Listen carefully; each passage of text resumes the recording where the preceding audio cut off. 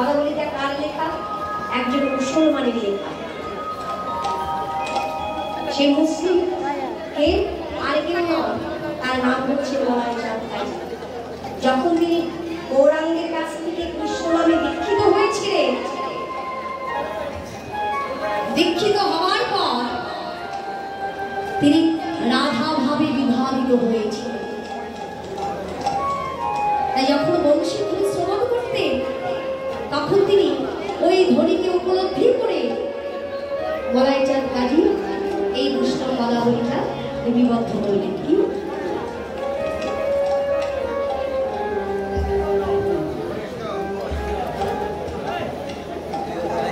ও colour বাসি রে,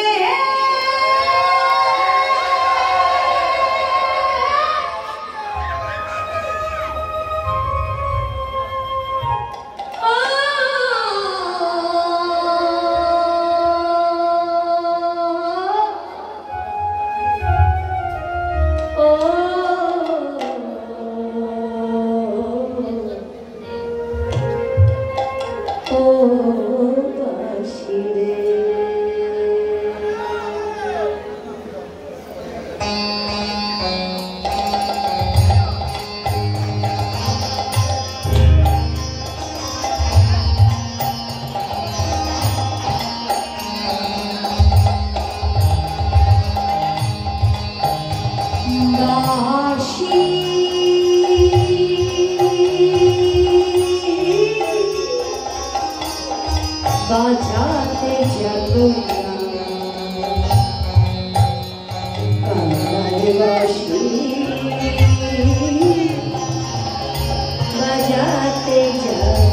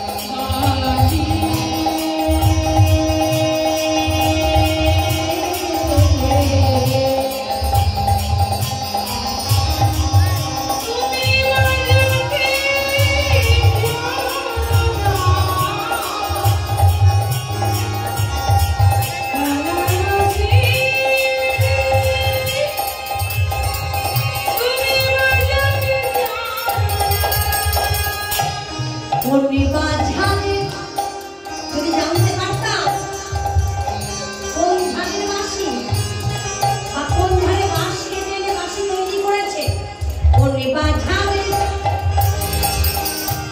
বাঁশি রে তুমি একবার নাগালে যদি তোমার ধানে বলে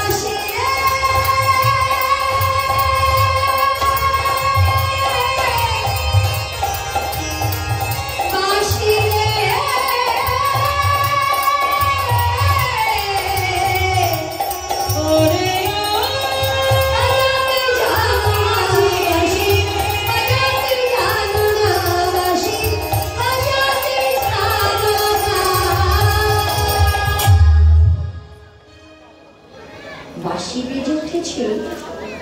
আর এদিকে শ্রীমতী রাধারানী আমার ললিতার কণ্ঠটি জড়াই ধরি ললিতাকে ডেকে বলি, হ্যাঁ রে ললিতা, ওই শোন আমার বধূ আমার বাঁশির গানে ডাকে। ললিতা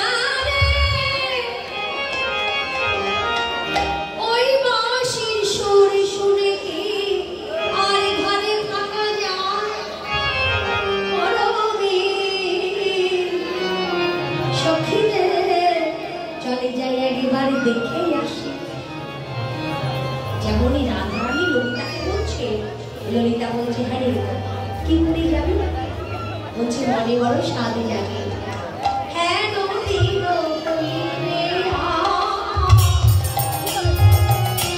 আমি দোহাই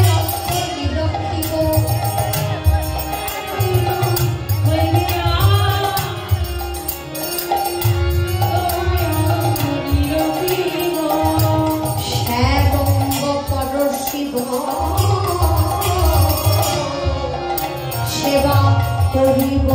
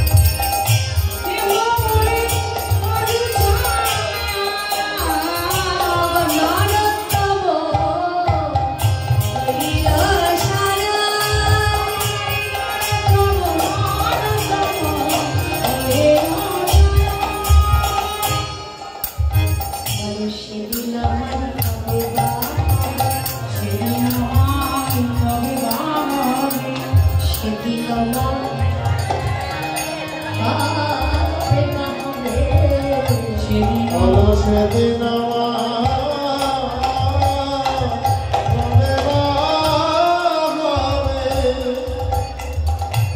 কবে যুগলের চরণ আমি হৃদয়ে সেদিন কবে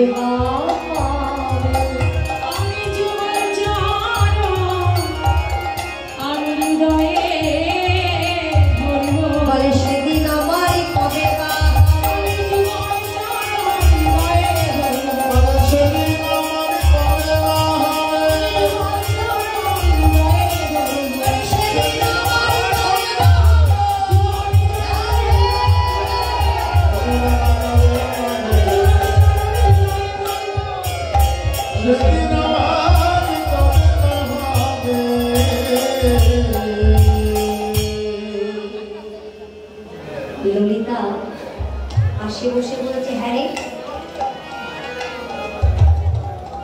এত অনুরাগ কিসে, কি কারণে তোর এত অনুরাগ হলো বুঝতে পারছি না তো। রাধারানী বলছে, ওই শোন আমার বধূ বংশী ধ্বনি করে আমাকে ডাকছে, তোরাই বল না আমি এমন ঘরে বসতি করি যেখানে আমার কৃষ্ণ কথা কইতে মানা, যে ঘরে আমার কৃষ্ণ বলে ডাকিতে এমন বাদীর ঘরে বসে কৃষ্ণ দর্শন করা যে বড় কঠিন। সখীরে তোরা ছাড়াই আমার আর কে বা আছে, যে আমার কৃষ্ণ দর্শন করাইয়ে দিতে পারে। সখীরে আমি ওদের হাতে ধরে পায়ে দেবে একবার কৃষ্ণ এনে দে সখী, না হলে কৃষ্ণ দেখাইয়ে দে।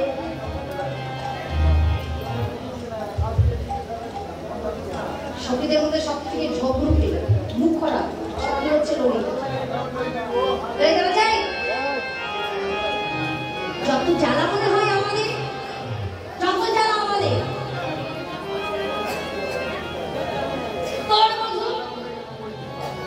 ভালোবাসা করেছিস তুই, প্রেম করেছিস তুই, আরে যত জ্বালা আমাদের কেন হতে যাবে। রাধারানী মরণী আমি অভাগিনী গোয়ালে, আমি কৃষ্ণ সেবা কিবা জানি না, শুধু এইটুকুই জানি কৃষ্ণ মোর জীবন, কৃষ্ণ মোর মরা, কৃষ্ণ মোর জীবনের জীবন। শোনো মোর হতবিধি বলো, মোর মুখচিত্ত বলো, সকল ইন্দ্রিয় বলো, কৃষ্ণ বিনা সকলেরই ফল। কৃষ্ণ ছাড়া যে আমার আর কেউ নেই।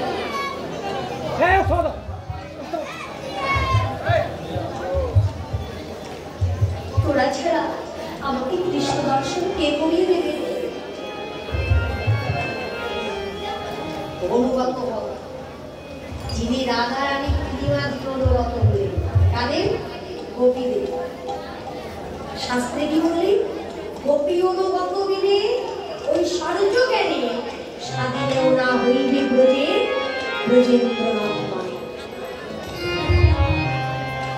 আগে গোপী অনুগত হও, গোপী বেশে সাজলে গোপী হওয়া যায় না। গোপী ভাবটাকে হৃদয়ে হৃদয়ঙ্গম করতে হবে। যদি গোপী সাজ সেজে হরিকে পাওয়া যেত তাহলে রাসমণ্ডলে দেবীদের মহাদেব এসেছিল না গোপীর রূপ ধারণ করে? এসেছিল। গোপী বেশ ধারণ করে রাসমণ্ডলে এলো, কিন্তু রাস দর্শন হলো কেন? ওই গোপী সাজলেই হবে না, গোপী ভাবে ভাবিত হতে হবে।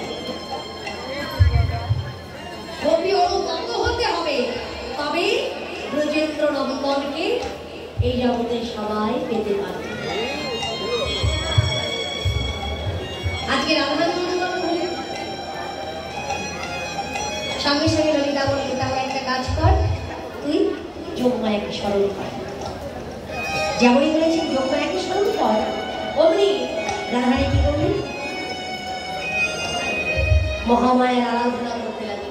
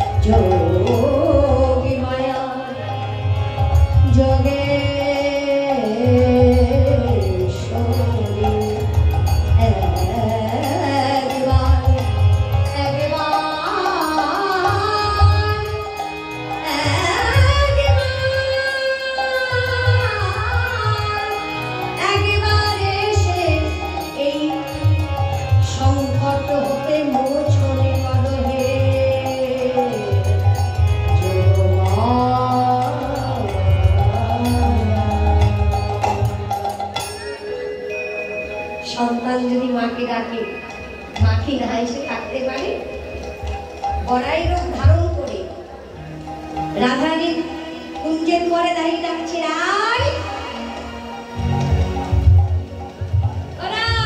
আমি এসে গেছি। যোগমায়া যোগেশ্বরীকে বড়াই রূপে দেখে বৈষ্ণব মহাজন এক পাশে দাঁড়িয়ে বললেন, একদিকে রাধারানী, অপরদিকে যোগমায়া। মাঝে মধ্যে আমার কি মনে হয় জানো, আমার শ্যামা মায়ের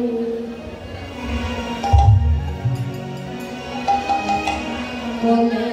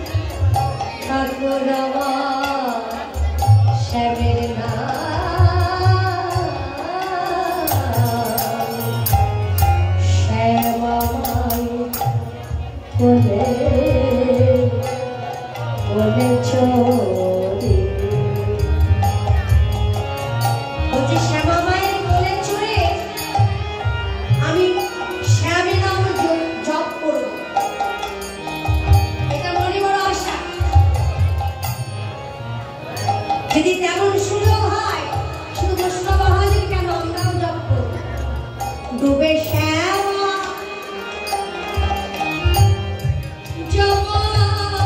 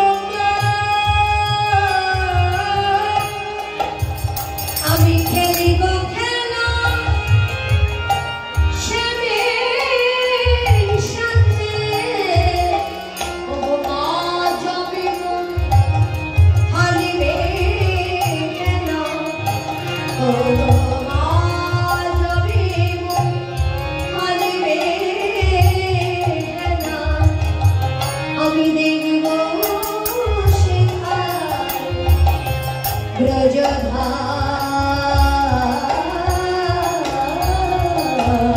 শ্যামাময় ওরে ছবি জমি আলি শ্যামের শ্যামাময় ওরে বসে জমি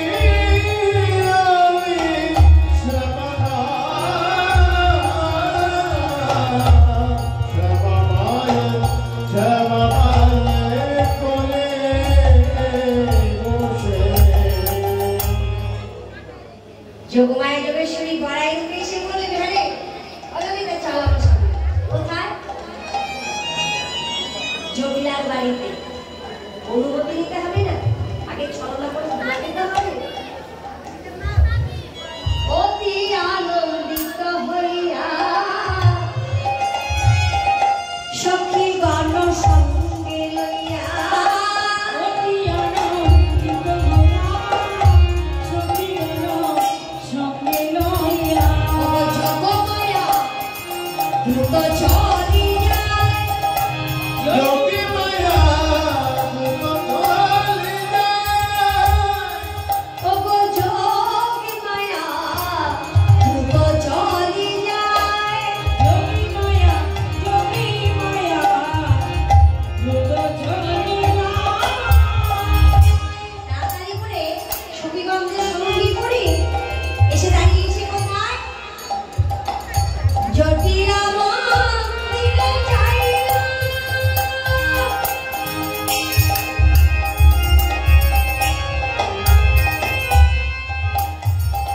ছলনাতে ভুলাইয়া ওগো জটিলারো মনে কইল যায় কিরা জটিলারো মনে কইল যায় যোগমায়া যোগেশ্বরী সখীগণের সঙ্গে করে জটিলার দুয়ারে দাঁড়িয়ে যাচ্ছি জটিলা ও কুঠিরা বলি এদিকে আয় দেখি কুঠিরা তো বাড়িতে নেই আছে জটিলা তার জটিলা ছুটে এসে দেখছে মা ও বাবা প্রণাম গ্রহণ করো তা এত রাত্রে এই রাত দুপুরে তুমি কি মনে করে এসেছো হরিবা বলছে এই কুঠিরা জটিলা হ্যাঁ রে, তুই জানিস না কেমন মা হয়েছিস রে আজকে শ্যামা চতুর্দশী তিথি শ্যামা চতুর্দশী তিথি আজকে রাধে রাধে জটিলার মন কিন্তু জয় করে ফেলেছে আগে মন্দিরে প্রবেশ করে জটিলা বারবার এবার বেশি করে আগ্রহের সঙ্গে জিজ্ঞাসা করছে আগ্রহের সঙ্গে জিজ্ঞাসা করছো মা কি দিব আজকে শ্যামা চতুর্দশী তিথি চিরকালের আছে তিথি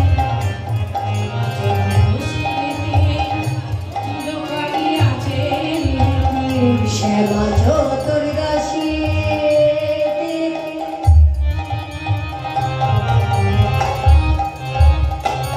চিরকালের আছে দিদি শ্যামা মায়ের করিব পূজা শ্যামা মায়ের করিব পূজা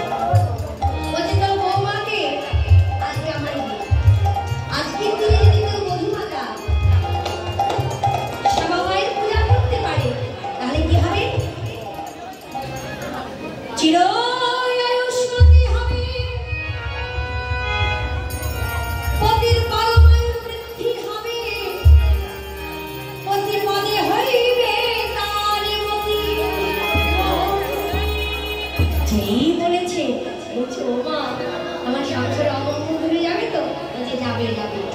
তাহলে মা ঠিক আছে, আমি বৌমাকে ডাকছি। ও বৌমা, তুমি একটা কাজ করো তো, যাও তুমি বড়াই মায়ের সঙ্গে তুমি বনে গিয়ে পূজা করে এসো। আজকে শ্যামা চতুর্দশী তিথি তো, রাধারানী যেমনই বড়াই মায়ের দিকে তাকিয়েছে, বড়াই মা চোখ থেকে দিয়ে মুখ করিস না, যেটা বলছে সেটা কর, নাহলে কৃষ্ণ দর্শন হবে না। তাড়াতাড়ি করে রাধারানী কি করলে, ভিতরে গিয়ে শুদ্ধ বস্ত্র পরিধান করলে, পরিধান করে একটা ডালি সাজালে, পূজার ডালি। ওই ডালি করে ওই ডালি করে ডাল বেশি হয়ে গেছে, আর ডালি না দিলেও দক্ষিণা কিন্তু দিতে হবে। মায়ের পূজা দক্ষিণা কিন্তু মিস করা যাবে না। হরে কৃষ্ণ। ও ডালি না হলে হবে মন ডালি। এবছর আমরা এইভাবে সাজিয়ে দিই, কারণ ভক্তি ডালি কিন্তু আর কোনো ডালি নেই।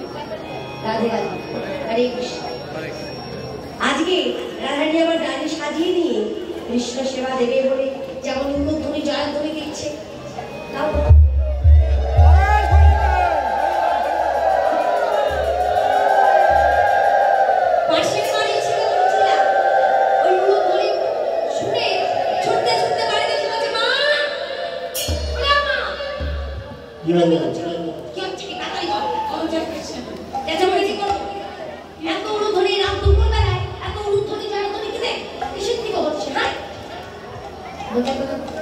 তোর বৌদি শ্যামা পূজা করতে দাদাই আছে বাতানেতে, তার অনুমতি মতে তোমার বধূ যাবে বনবাসে, তোমার বধূ যাবে বনবাসে, তোমার বধূ যাবে বনবাসে।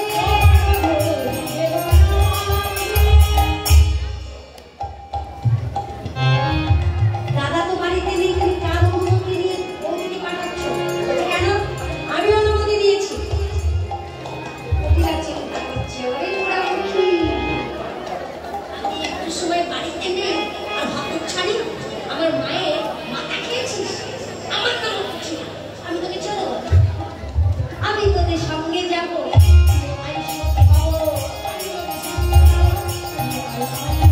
আমি তোদের সঙ্গে যাবো, চিরই আয়ুষ্মতি হব। শ্যামা পূজা দেখি গো নয়নে, বিধবা মানুষ পুজোর কাছে নাই বাজে পারলাম, দূর থেকে আমি পুজো দেখবো।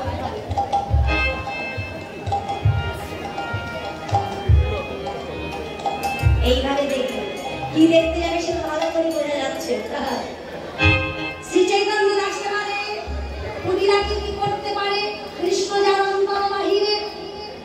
ভগবানটা শ্রী চৈতন্য দাস বলছে, চৈতন্য দাস যে কুটিরার খবরটা কি, যারা কৃষ্ণ ভজন করে তাদের ভজন নষ্ট করে। ঠিক আছে, চলো এবার পূজার ডালা সাজিয়ে নিয়ে সকলে চলেছে। ও গো যাই গো স্বামী ব্রজবালা, ব্রজের পথ করিয়া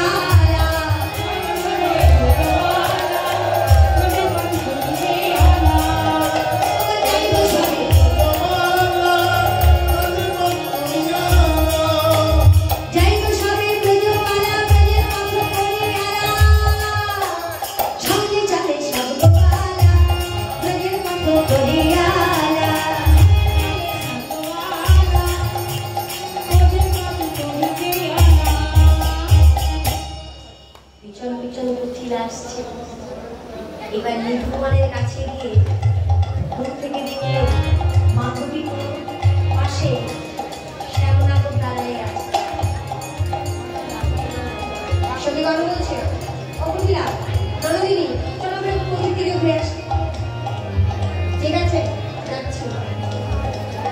কিন্তু কুটিরার নয়ন হয়েছে এদিক ওদিকে, তার বৌদি কি বলে, এই একসঙ্গে গিয়ে রাধারানীকে গোবিন্দের হাতে শুনে দিল, এলাম আর বাসি দাঁড়াতে হবে না, তোমার সম্পদ তোমার হাতে তুলে দিলাম।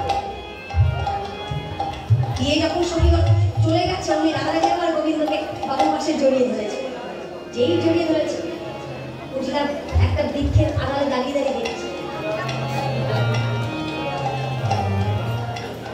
অবচ্ছারি তুই একদিন আমার দাদাকে এভাবে জড়িয়ে ধরেছিস, তুই তেলের সাথে জড়িয়ে ধরলি। এইবার রাধারানী কি করেছে, অধরে অধরে দিয়ে যখন চুম্বন হচ্ছে,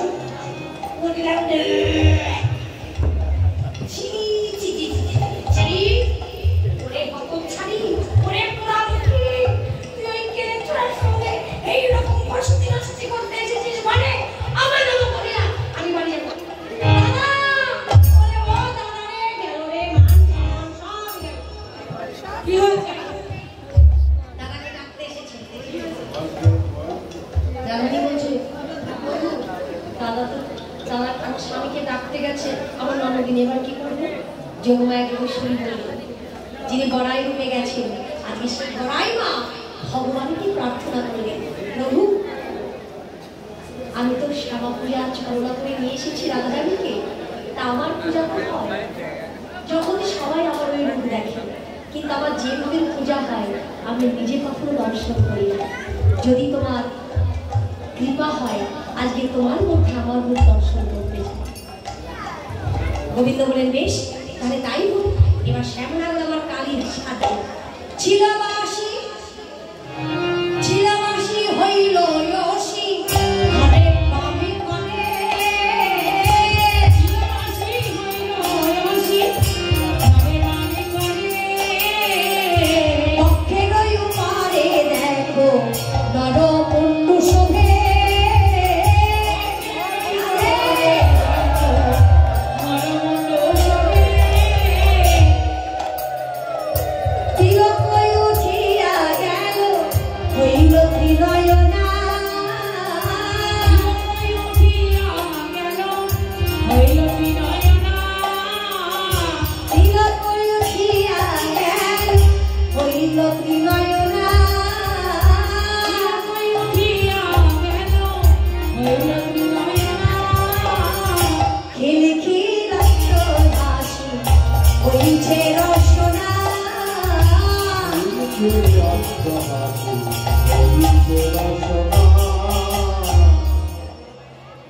তিলকের জায়গায় হয়ে গেল আরেকটি নয়ন, বাঁশি ছিল হয়ে গেল বসি, কণ্ঠে যে ওই কদম ফুলের মালা ছিল, কদম ফুলের এক একটা কদম ফুল হয়ে গেল একটা নববধূ।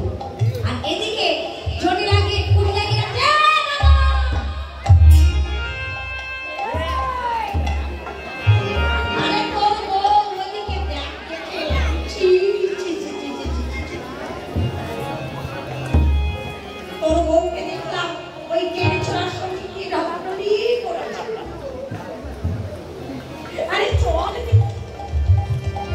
আয়ার উঠে বলছে, আরে কুচিরা তুই সবসময় তুই রাধারানী নামে এত গান বন্ধ করিস কেন?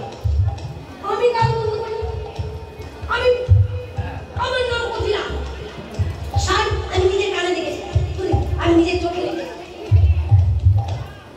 আমি নিজের চোখে দেখেছি। চোখ ছিল তো? হ্যাঁ, কত বড় বড় চোখ, এইভাবে দেখেছি। তুই চল আমি তোকেও দেখাবো। আয়ার বলছে দেখাবি তো?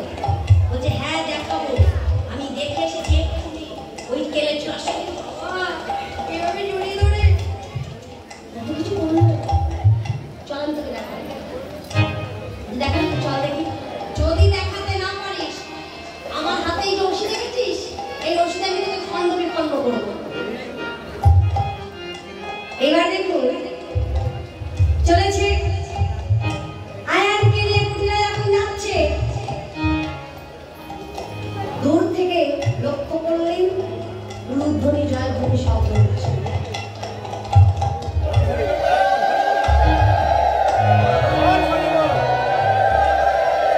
রাধারানী মায়ের আরাধনা করছে।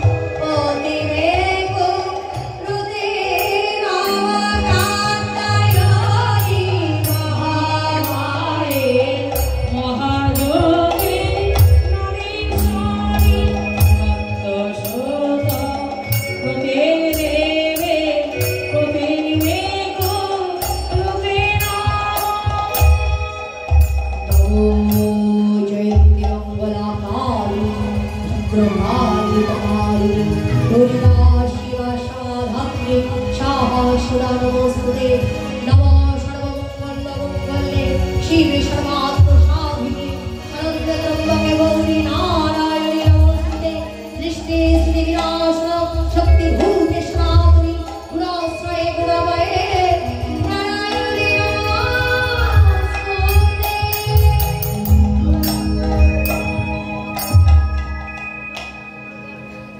দূর থেকে আয়ান বলছে কোকিলা ওই তো আমার রাধারানী তো মায়ের পূজা করছে। আহা মায়ের কি সুন্দর রূপ। দেখ ও কুচিলা দেখ না আমার মা কালী দাঁড়িয়ে আছে। অনেকটা প্রণাম করি যেই আয়ান প্রণাম করেছে কুচিলা তাকিয়ে আছে দেখছে কৃষ্ণ দাঁড়িয়ে আছে। কুচিলা কেন করছে ও ওখানে কৃষ্ণ দাঁড়িয়ে আছে। আয়ান বলছে কি হয়েছে মা কালীকে এখন পুজো করতে দিবি না প্রণাম করতে দিবি না। বলছে মা কালী না বাবা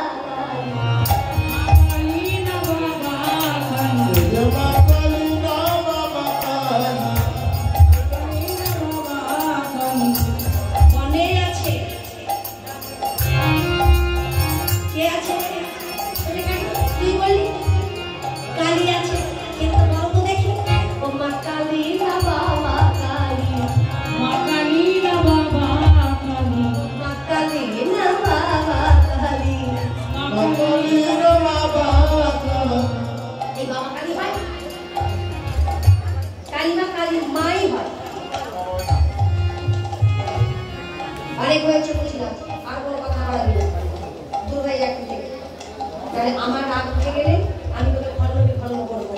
এইবার ধীরে ধীরে কাছে গিয়ে আয়ানো একটি প্রণাম করে মাকে বললেন মা মাগু আমার অপরাধ তুমি ক্ষমা করো। আমার স্ত্রী তোমার পূজা করতে এসেছে তোমার পূজায় বিঘ্ন ঘটাবো না। আমি আশীর্বাদ আমার জীবন ধন্য অঞ্জলি স্বরূপ আমি তোমায় কি দেব আমার এই বরের ভক্তি আর মন্ত্রশী দিয়ে গেলাম। কৃষ্ণ কালী রূপী দেখি আয়ানো ভুলিল কৃষ্ণ কালী রূপী দেখি আয়ানো ভুলিল চৈতন্য দাসের মনে আনন্দ বাড়িল চৈতন্য দাসের মনে আনন্দ বাড়িল। আয়ান কি বললো কুটিলাকে টানতে টানতে নিয়ে চলে গেল চল বাড়ি চল অনেক রাত হয়ে গেছে চল বাড়ি চল। এবার কুটিলা আয়ান চলে গেল যোগমায় যোগেশ্বরী। আজ ভগবানের মধ্যে কালী রূপ দর্শন করে তারও আশা পূর্ণ হলো আর আমাদের আশা পূর্ণ হবে কখন। এইবার সকল সখী গান বলবে ওরা যুগল হয়ে দাঁড়া স্বামীর বামে দাঁড়াইল নবীনা কিশোরী স্বামীর বামে দাঁড়াইল নবীনা কিশোরী স্বামীর বামে দাঁড়াইল নবীনা কিশোরী স্বামীর বামে দাঁড়াইল নবীনা কিশোরী ভুবনে প্রেমানন্দে বলো হরি হরি ভুবনে প্রেমানন্দে বলো হরি হরি ভুবনে প্রেমানন্দে